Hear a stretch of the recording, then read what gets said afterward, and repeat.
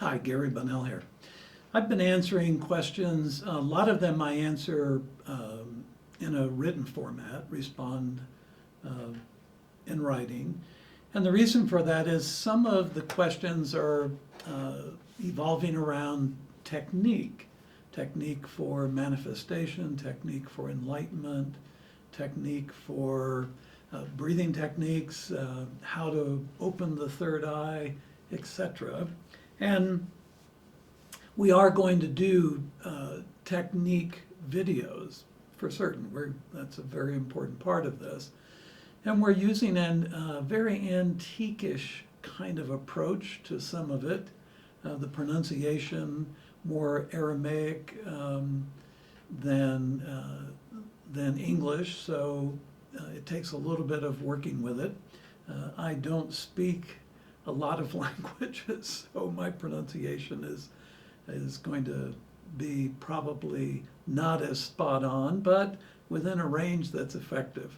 So anyway, one of the questions has come up about ascended masters. Can they appear before us? Can they manifest a form that we can witness with our senses?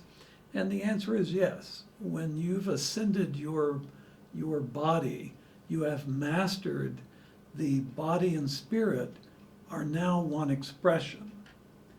And by virtue of that, you carry within your spirit all of the information of all the different life forms that you've been on Earth, plant and animal.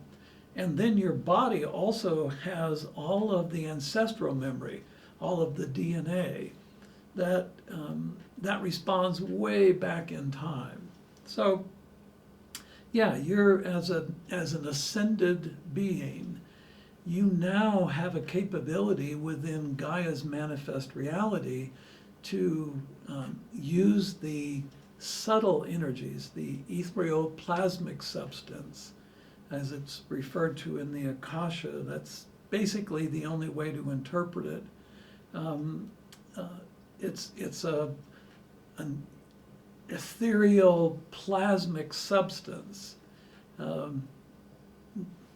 Defies physics for sure.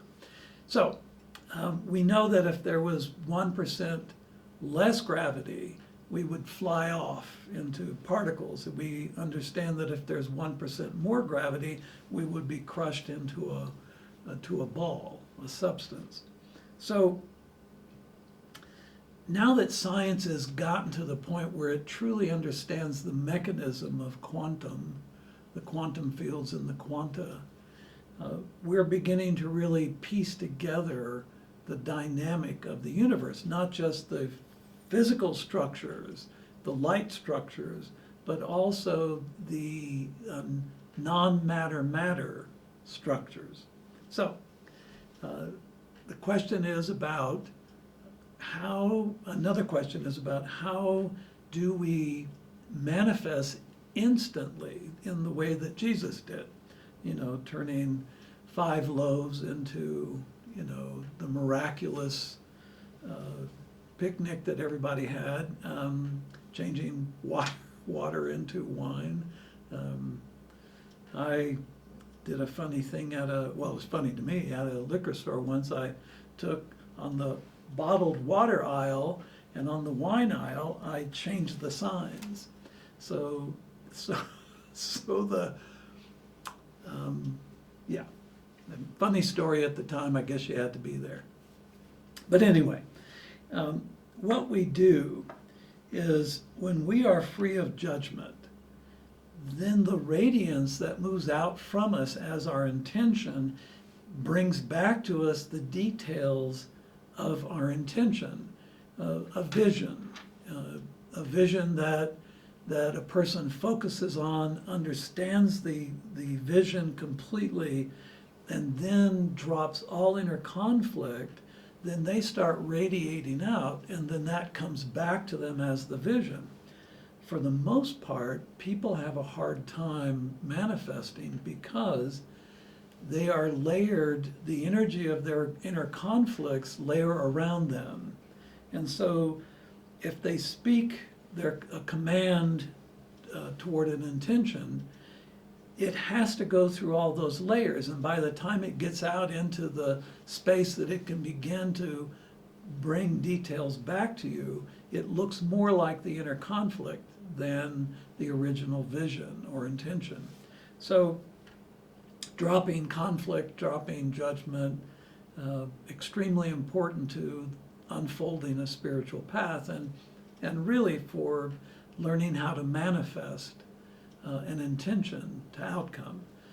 So, manifestation can be done in so many different ways, but almost entirely in this dimension by attraction, bringing to us the pure details of our vision. In enlightenment, you can begin to see how the mind distorts, and how your threefold mind really can begin to alter substance. And that altering can be also a manifestation of substance. In enlightenment, usually you're not desirous of that. Your desire in enlightenment is moving toward illumination, which is the next step. And then in illumination, you're focused on liberation, where the enjoined souls now separate, because in illumination they can withstand Gaia's manifest reality and not get lost in it.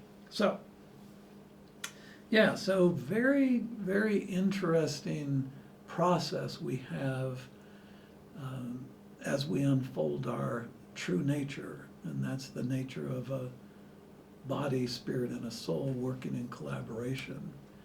Now, also, to emphasize this, dropping judgment is important to expanding spirit awareness into soul consciousness. Your eternal soul is a pure witness. It doesn't judge your journey or any details within your journey. It observes it, collects the data from it, sees how you respond to given circumstances and conditions. It does this in every one of the timelines that it has created.